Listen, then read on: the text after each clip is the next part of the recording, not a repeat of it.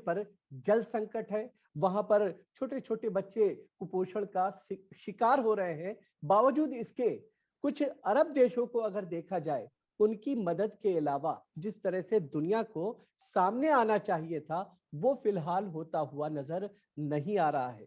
हालांकि भारत की तरफ से भी कुछ इस तरह की एक्टिविटीज दिखाई जाती रही हैं और भारत भी बराबर कोशिश करता रहा है कि इस तरह की जहां पर भी त्रासदी आए तो वहां अपनी मदद को पहुंचाया जा सके। लेकिन क्या हालात है वहां पर, और साथ ही साथ ये भी हम जानने और समझने की कोशिश करेंगे कि आखिर ये जो अरब ममालिक हैं वहां पर इस चीज को लेकर के क्या कुछ रणनीति और किस तरह से इस पूरे मसले को निपटाने को लेकर के क्या कुछ बातचीत की जा रही है, किस तरह से आगे बढ़ा जा रहा है। इसके अलावा हम ये भी जानने की कोशिश करेंगे कि आखिर हौसी बागी है क्या, ये क्या चाहते हैं, और अगर इसकी इनकी मजबूती होती है, जाहिर है कि एक चुनी हुई सरकार के खिलाफ बगावत करके ये विद्रोही सामने आए और अब मुसलसल ये अरब के कुछ बड़े देशों को टारगेट करते हुए नजर आ रहे हैं।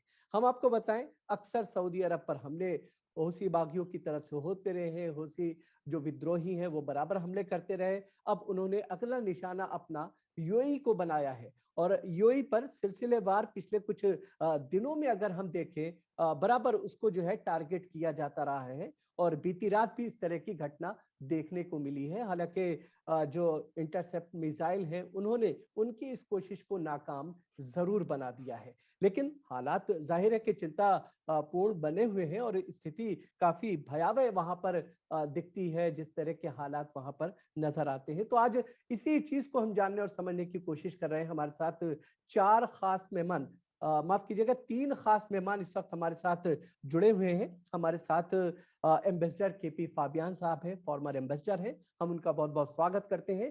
साथ ही साथ हमारे साथ डॉक्टर फजलुर रहमान साहब हैं, ICWA के रिसर्चर हैं, वो हमारे साथ जुड़े हुए हैं, गहरी नजर रखते हैं अरब ममालिक पर। और साथ ही साथ हमारे साथ डॉक्टर लईकुल्ला खान साहब हैं, सीनियर जर्नलिस्ट हैं और अरब के हालात को बेहतर तरीके से पढ़ते और उस पर लिखते आए हैं। तो आप तीनों मेहमानों का हम बहुत बहुत स्वागत करते हैं। सबसे पहले लईकुल्ला खान साहब, हम आपसे चीजों को जानने और समझने की कोशिश करते हैं कि इस वक्त हालात क्या हैं, क्योंकि जिस तरह से बीती रात का अगर जिक्र किया जाए, एक बार फिर से यूएई को टारगेट किया गया है। जी, हूसी जो हैं ये अंसारुल्लाह के नाम से एक तहरीक शुरू हुई थी। उससे पहले शबाब अल मोमिन इनका नाम रखा गया था। ये मुसल्ला दीनी सियासी तहरीक है और नॉर्थ यमन में सादा शहर इनका हेडक्वार्टर है। मीडिया में अपने जो इसके बनाने वाले थे बदरुद्दीन हूसी, उनके नाम से ये हूसी मशहूर हो गए। ये तो उनके नाम की बात थी। 2011 में हूसियों ने एहतजाजी तहरीक की थी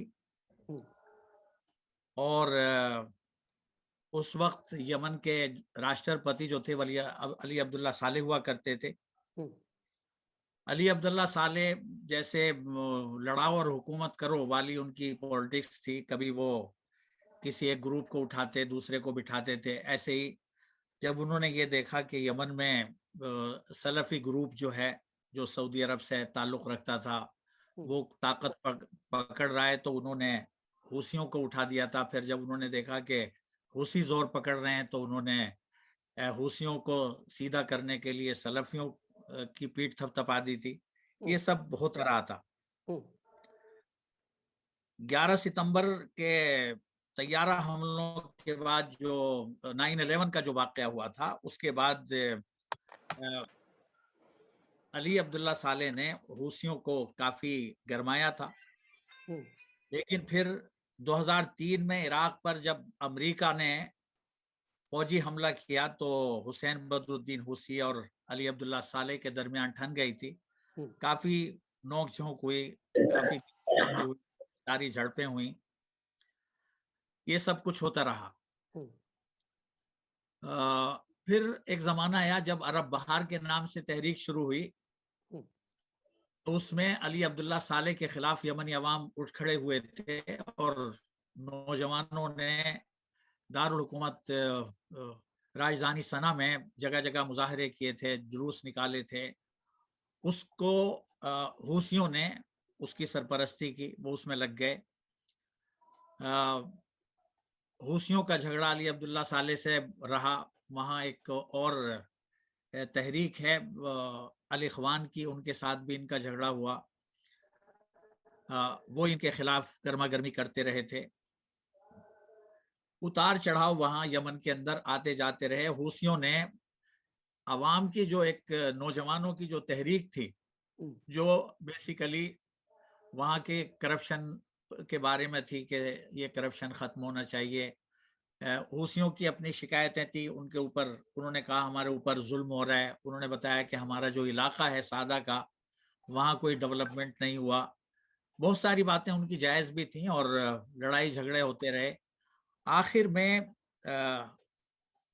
ये जो हूसियों के जो सरबराह थे वो तहरान आए थे और तहरान में ये एक काफी अरसे तक रहे और वहाँ उन्होंने जो खुमैनी इज़्म है उसको बहुत अच्छी तरीके से पढ़ा, समझा और एक तरह से वो उसको अपना लिया। और उन्होंने तय किया कि यमन वापसी के बाद जो खुमैनी एक मॉडल है ईरान का, उसे यमन के अंदर लाएंगे। उन्होंने फिर 2019 में सऊदी अरब के तकरीबन 50 बस्तियों पर कब्जा कर लिया। और जो सऊदी अरब की और यमन की जो सरहदें हैं बहुत लंबी हैं, तो वहाँ इन्होंने अपने हथियार, अपने बंदे, और जो पहाड़ी इलाका है बहुत बड़ा, वहाँ इन्होंने बहुत भारी मिकदार में असला वगैरह भी जमा कर दिया। मारधाड़ का सिलसिला बढ़ता रहा और आखिर में जो यमन की हुकूमत थी अली अब्दुल्ला सालेह के बाद जो बनी थी और जिसे जीसीसी कंट्रीज जी अब्दुल रब मंसूर हादी, अब्दुल रब्बी मंसूर हादी। तो अब्दुल रब्बी मंसूर हादी अदन में थे। तो अदन में इन्होंने राष्ट्रपति भवन पर बमबारी की और वहाँ काफी होल मचाया। उसके 2-3 हफ्ते बाद वो वहां से निकल खड़े हुए। यूएनओ ने अली अब्दुल्ला साले के खिलाफ और हूसियों के खिलाफ बाकायदा एक बयान जारी किया, मजम्मत की और एक फार्मूला दिया और ये कहा कि ये जो जीसीसी कंट्रीज का फार्मूला है मामलात को सुलझाने के लिए, उसे सामने रखकर और ऐसे ही यमन की जो तमाम पार्टियां थीं उन्होंने भी मिलकर एक फार्मूला दिया था जिसमें खुद हूसी भी शामिल थे, उसे सामने रखकर और यूएनओ का जो है इन तीनों को मिलाकर बातचीत हो और मामलात को खत्म किया जाए। लेकिन कहा ये सऊदी अरब की तरफ से ये कहा जा रहा है कि हूसियों की अपनी कोई बड़ी सोच नहीं है, उसकी पीठ थपथपा रहा है ईरान, क्योंकि ईरान ने लबनान के अंदर हिजबुल्ला, यमन के अंदर अंसारुल्लाह और इराक के अंदर अल-हश्द-उश-शाबी, ये सब दहशतगर्द तंजीमें कायम की हैं और ये पूरी अरब दुनिया के अंदर उथल पुथल करना चाहते हैं।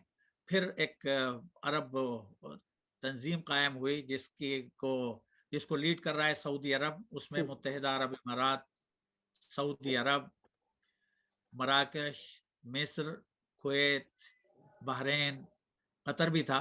ये सब तकरीबन 8 ममालिक उसमें शामिल हुए और फिर हूसियों के खिलाफ बाकायदा जंग वाली कार्रवाई शुरू हुई। वहां से मामला फिर आगे बढ़ते चले गए। कोशिश सऊदी अरब की, जीसीसी की, अरब लीग की, इस्लामी ताउन तंजीम ओआईसी की और यूएनओ की, सबकी यह है कि ये सारा जो झगड़ा है ये लड़ाई से, जंग से तय नहीं हो सकता, बातचीत से तय होगा। तो सऊदी अरब ने भी एक फार्मूला पेश किया है पिछले दिनों और उसने ये कहा है कि सना एयरपोर्ट को रीजनल और इंटरनेशनल फ्लाइट्स के लिए खोल दिया जाए, तमाम लोग मिलजुल कर बातचीत करें, जंग बंद हो और एक बहुत बड़ी पेशकश सऊदी अरब ने अपनी तरफ से, जीसीसी की तरफ से ये की है कि जब तक के यमन के जो अवाम हैं उनके मसाइल हल नहीं होंगे उस वक्त तक बात नहीं बनेगी। और हम ये चाहते हैं कि यमन जीसीसी कंट्रीज में शामिल हो जाए और जो सहूलतें, जो आराम सऊदी अरब के शहरियों को है, कतर के है, इमारात के है, वो बहरीन के यमन है, के लोगों को मिल जाए। यमन को भी वही चीजें मिल जाएं। बिल्कुल ठीक तो है। भारत ने भी इसकी तायद की है, यूएनओ ने भी उसकी तायद की है, अमेरिका ने भी उसकी हिमायत की है, लेकिन हुसियों को अभी इस सिलसिले में ग्रीन सिग्नल अपने जो वो ईरान से उनको मिलता है वो नहीं मिला अभी। इस वजह से ये सारे ठीक है, ये तो चल पूरे रहे हैं। हालात हैं। लेकिन डॉक्टर जी फजल रहमान, आपसे एक चीज समझना चाहेंगे। जाहिर है कि तकरीबन 2.98 करोड़ की आबादी वाला ये मुल्क है, और जिस तरह से एक लंबे समय से उथल पुथल उस देश में देखी जा रही है, और जिस तरह के जंग के हालात वहां पर देखे जा रहे हैं, जाहिर है कि बड़ी तादाद में लोग वहां पर, जो बच्चे हैं वो कुपोषण का शिकार हैं। और ऐसी स्थिति में देखा जाए, महिलाओं को दवाएं नहीं मिल रही हैं, बीमार लोग हो रहे हैं, घायल हो रहे हैं, उनका इलाज नहीं हो पा रहा है। तो एक मानवीय त्रासदी वहां पर जो है क्रिएट हो गई है। ऐसी स्थिति को देखते हुए, चाहे सऊदी अरब हो या फिर यूएई हो, बड़ी मोटी मोटी रकमों का ऐलान किया जा रहा है, कई तरह की जो है इमदाद, जैसा कि अभी डॉक्टर लईकुल्लाह खान साहब ने जिक्र भी किया कि इस तरह के कुछ प्रपोजल लाए गए हैं। आप इसको किस तरह से देख रहे हैं, किस तरह से निपटाया जाए इसे? देखिए, इसमें 2-3 चीजें बहुत ही अहम हैं। जी। पहली बात तो जो ह्यूमैनिटेरियन एड का जो पूरा कॉन्सेप्ट है, वो बहुत ही फ्लॉड और बहुत ही फेक है, बहुत ही फ्रैगिलिस्टिक है। ये एक तरह का वेस्टर्न इम्पोजिशन है, और इसमें कहीं से भी, किसी भी जाविये से, किसी भी पहलू से कोई सिंसियरिटी, कोई ऑनेस्टी, कोई कमिटमेंट नहीं दिखता है। ये पूरा का पूरा जो कॉन्सेप्ट है, ये मुनाफिकत की अक्कासी है और हिपोक्रेसी का मतलब जलवा है, इसमें जिसको कह सकते हैं आप। वर्ल्ड यूएनओ ने कम से कम 10 बार कहा है कि रिसेंट हिस्ट्री में दुनिया के सबसे वर्स्ट क्राइसिस है। वहां पे जो कॉलरा है, वहां पे मेल न्यूट्रिशन है, चिल्ड्रन डेथ है, सब कुछ है वहां पे। और तकरीबन 6 साल से, जब से सऊदी अरब लेड कोलिशन ने जो है ऑपरेशन हद का जब से वहां पे लॉन्च किया है, तब से और वहां पे हालात बद से बदतर हो गए।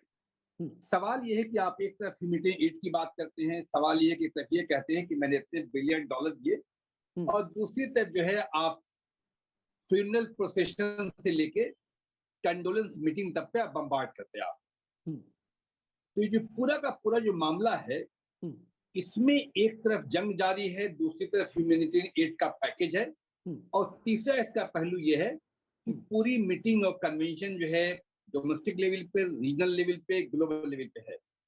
लेकिन सवाल ये है कि जो रियल स्टेक होल्डर्स हैं, जब तक आप उनसे नेगोशिएट नहीं करेंगे तब तक वो बातें बनेगी नहीं। हो ये रहा है अरब वर्ल्ड में जब पिछले 10 साल में कि आपके मसाइल कोई और हल कर रहा है, चाहे सीरिया में हो, चाहे लीबिया में हो, चाहे यमन में हो, चाहे इराक में हो, कहीं भी हो। जो रियल स्टेक होल्डर्स है, मामला अरब वर्ल्ड का है और फैसले लिए जा रहे हैं यूरोप में। मामला सीरिया का है, फैसला सऊदी अरब कर रहा है कि नेगोशिएशन कौन करेगा। मामला लीबिया का है, फैसला कर रहे हैं फ्रांस, फैसला कर रहा है। ये सारी की अगर जो पूरा पथ मंजर अगर उसको देखेंगे आप, उसमें चीजें कहीं भी मुंह आगे नहीं कर रही है। उसकी 4-5 वजह है। पहली वजह यह है कि ये पूरा का पूरा एक जो इसका जो पूरी नवैयत है, वो उसकी डोमेस्टिक नवैयत नहीं है, वो रीजनल भी है, ग्लोबल भी है। जब तक कि तीनों पैरामीटर में, तीनों टेम्पलेट में कहीं ना कहीं से कोई कोऑर्डिनेशन नहीं होगा, तब तक कोई मसले हल नहीं होंगे। हो ये रहा है कि एक तरह की वॉर इकोनॉमी, एक तरह का वॉर में लोगों का इंटरेस्ट डेवलप हो गया है। मैं आपको किस्सा बताता चलूंगा आपको। यूएई और सऊदी अरब में जो चीजें वहां पे इन्वॉल्वमेंट है, एक ही बच्चे, 15 साल के बच्चे आज सऊदी का जहां पे जलवा है, जहां उनका वो है हिजमनी है, वहां लाते हैं पर डे $2 के लिए।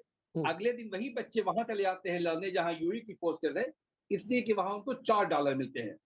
इस तरह को उसमें आप किस ह्यूमैनिटेरियन एड की बात करते हैं। दूसरी बात, सवाल ये है कि ये इनिशिएटिव आ कहां से रहा है। जैसे आपने कहा कि हूथी जो है वो एक इलेक्टेड गवर्नमेंट के खिलाफ लड़ है। माफ कीजिएगा, मैं इससे एग्री नहीं करता। ये जो सारा का सारा जो इलेक्शन है वो पूरी तरह फेक और इसमें कुछ है नहीं बेसिकली। लेकिन देखना ये उसमें असल मामला ये है कि कौन सी पार्टी किस हद तक कितनी सीरियस और वो क्या चाहती है। मैंने कहा ना कि पिछले 10 साल में एक वॉर इकोनॉमी डेवलप हो गई है। उस फ्रेमवर्क में अगर आप देखेंगे तो आपको चीजें समझ में आएंगी कि कौन जंग खत्म करना चाहता है। भाई उसका सबसे बड़ा जो सप्लायर है वो जर्मनी है, यूके है, अमेरिका है। ये देखिए बदकिस्मती देखिए वहां की कि वो सप्लायर भी हैं, वो निगोशिएटर भी हैं, वो मीडिएटर भी हैं और यूएन में रेजोल्यूशन लाने वाले भी हैं और मसले को हल करने के लिए चैंपियन बनने वाले भी हैं। एक आदमी जो है 5-6 तरह के रोल को प्ले कर रहा है। उसके जो विक्टिम जो है वो विक्टिम वहां की आवाम है। ठीक है। अब उस आवाम का क्या किया जाए, उस आवाम की सियासी समझ जो है, उस आवाम में भी जो छोटे छोटे लीडर्स हैं, गैंगस्टर हैं, वॉरलॉर्ड्स हैं, माफिया है, हर एरिया का, हर रीजन का, हर खित्ते का कहीं ना कहीं से एक इकोनॉमिक इंटरेस्ट डेवलप हो गया है, रीजनल इंटरेस्ट डेवलप हो गया है, रिलीजियस इंटरेस्ट डेवलप हो गया। हर एक इतनी पॉकेट में बटी हुई चीजें हैं, उसमें कोई कंसेंसस नहीं बन पा रहा है। तो ये सारा का सारा जो डिबेट आपने कहा इसमें हमारे ख्याल में अम्बेडकर केपी फेबियन साहब जो कि एक प्रैक्टिशनर हैं, बिल्कुल ठीक है, अच्छे से बताएंगे कि क्या अहमियत। ठीक है जी। फाबियन सर, आप इस पूरे स्थिति को कैसे देख रहे हैं? इस मसले का कैसे समाधान हो पाएगा? देखिए, अभी मैं न कहना चाहता है किसका गलती है, किसका गलती नहीं है, लेकिन हम सबको जानते हैं कि जब ऑपरेशन डिसाइसिव स्टॉर्म है ना शुरू किया, उस समय रियाद में उसका सरकार सोचा था कि 1 हफ्ते में नहीं तो 2 हफ्ते में सब चीजों ठीक होगा। लेकिन अभी कितने साल हुआ है, आप कह दीजिए। अच्छा, दूसरी बात है, यूनाइटेड नेशन सिक्योरिटी काउंसिल ने भी कुछ किया, वो ठीक नहीं था। क्योंकि जब हूतीस को मिलिट्री विक्ट्री हुआ था, उन्होंने ग्राउंड गेन करते थे। हाँ, कुछ इलाकों पे जो कब्जा किया।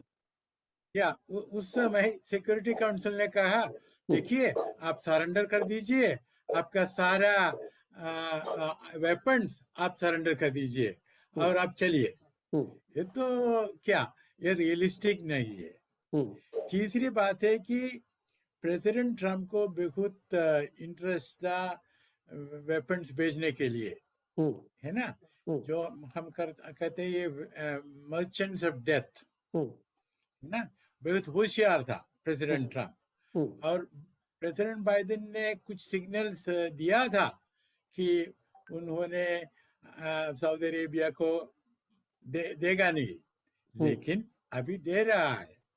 इसका मतलब है कि जो पावर्स है, कैसे रहमान साहब ने कहा, यूनाइटेड किंगडम, जर्मनी, जो पावर्स सऊदी अरेबिया को वेपन्स दे रही है, उनका मन में इसको एंड करने के लिए कुछ सोच नहीं है, क्योंकि उनको पैसा मिलता है। Merchants of death, laughing all the way to the bank. अच्छा, दूसरी तरफ से हूती, उनको ईरान से कुछ सपोर्ट मिलता है, लेकिन जो सपोर्ट उनको मिलता है ये बहुत छोटा है। जब आप हम सोच रहे कितने सपोर्ट सऊदी अरेबिया को मिलता है, ये इतना बड़ा है। हूती को कुछ सपोर्ट मिलता है, राइट, कैसे मिसाइल बनाना है, मॉरल वगैरह। क्योंकि कैसे ईरान मटेरियल भेजूंगा, आप जरा मैप देख लीजिए, कैसे भेजूं, बिल्कुल, ठीक है ना। तो लेकिन हूती लोग मिलिट्री बहुत सक्सेस अभी तक हुआ है, लेकिन मेरे ख्याल से मिलिट्री विक्ट्री एक मिराश है, मिराश है। जो कुछ इल्यूशन है, जो कुछ हम देखते हैं और हम सोच रहे हैं कि हम उसके नजदीक आ रहे हैं, लेकिन वो फिर जा रहे हैं। मतलब बातचीत के जरिए से ही मसले को सुलझाया जा सकता है। बातचीत के बजाय और यूनाइटेड नेशंस बहुत अच्छा काम कर रहा है और दोनों तरह से हुती और सऊदी अरेबिया बैठ के करना है। कुछ हुआ है इसको स्टॉकहोम में कुछ था, लेकिन निश्चय करते हैं, लेकिन उसके बाद इम्प्लीमेंटेशन ना होता है। बिल्कुल अभी सब लोगों को समझना है कि और लोगों को मरने से बचाया जाए, बच्चे को किसी कोई फायदा नहीं है, बहुत क्रूएल्टी है। बिल्कुल, तो कोई जस्टिफिकेशन नहीं है। जी बिल्कुल बिल्कुल, बहुत बहुत शुक्रिया। चूंकि समय की मजबूरी है और जाहिर है कि यमन के बच्चों को बचाना है, लोगों को बचाना है और रास्ता सिर्फ यही है कि किसी भी तरीके से जंग को खत्म किया जाए, बातचीत के जरिए से मसले को हल किया जाए। तो आप तीनों मेहमान हमारे साथ जुड़े, आप तीनों मेहमानों का बहुत बहुत शुक्रिया।